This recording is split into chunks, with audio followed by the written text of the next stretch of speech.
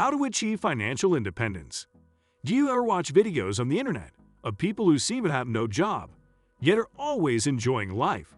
They drive the fastest cars, eat at the fanciest restaurants, and visit the best vacation resorts. Well, these people are financially independent, which means that they have acquired enough money to never have to work again. In this video, we'll be showing you how you can achieve financial independence as well. Before we dive in, please make sure to like and subscribe. This way, you can learn the best strategies for investing, managing your finances, and earning money. First off, what exactly is financial independence? Well, it's exactly what the name suggests. It means being in a financial situation where you basically never have to work again.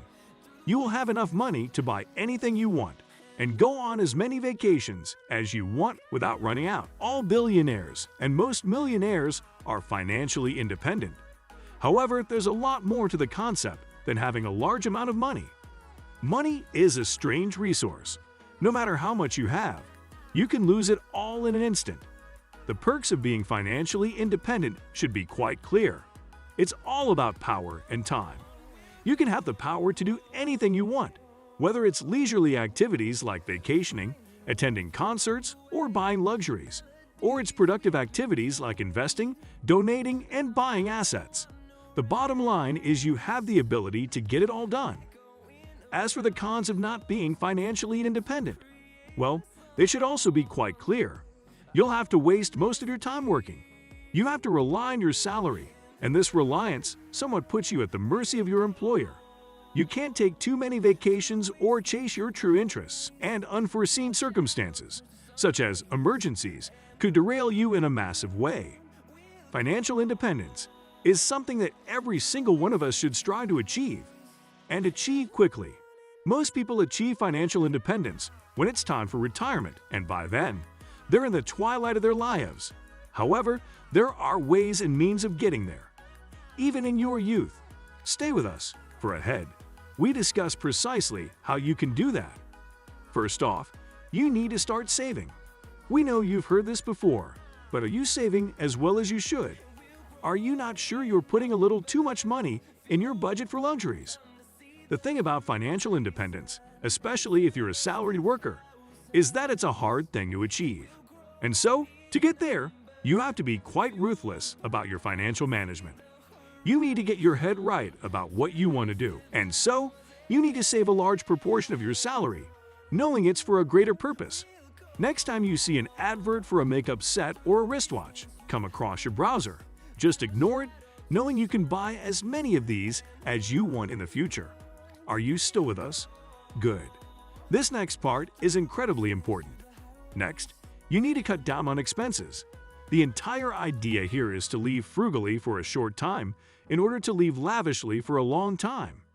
There are so many expenses we have just accepted as parts of our reality, but in truth, they drain us while not offering much in return. Do you really need to be subscribed to that many streaming services? Do you really need to renew your membership card for that gym you only visit twice a year?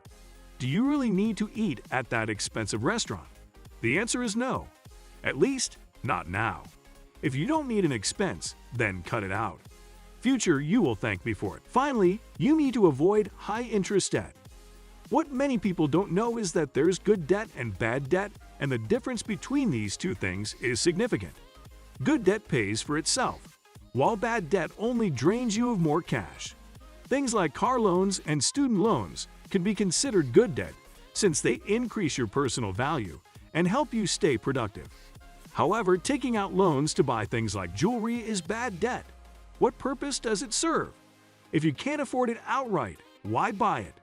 Appearances simply don't matter that much, and so avoid these bad, high-interest rate debts. You'll be doing yourself a big favor. And just like that, you're an expert in debt. But hold on, we aren't quite done yet. Finally, you need to invest. You don't need a lot of money to do so.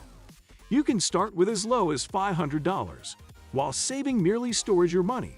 Investing helps that money multiply. You can really expand your wealth by placing some great, intelligent, low-risk debts and being patient. Did you get that? Well, now you're equipped to start giving out great financial advice. Coming to the end of this video, we hope this tutorial on how beginners can invest in stocks has been of use to you. Even the biggest investors in the world were once beginners. However, by applying the advice of the experts, they eventually rose to where they are now. To learn more, please check out our other videos on how to draft a business plan and how to invest in the stock market as a beginner. These will give you a more holistic understanding of the concept and ensure that you're well equipped to transition into that way of life. Well, that's all for today. Please make sure to like, subscribe, comment, and share if you enjoyed the video. This way, you support the channel and never miss out on any of our awesome content. Until next time, have a great day. Catch you later.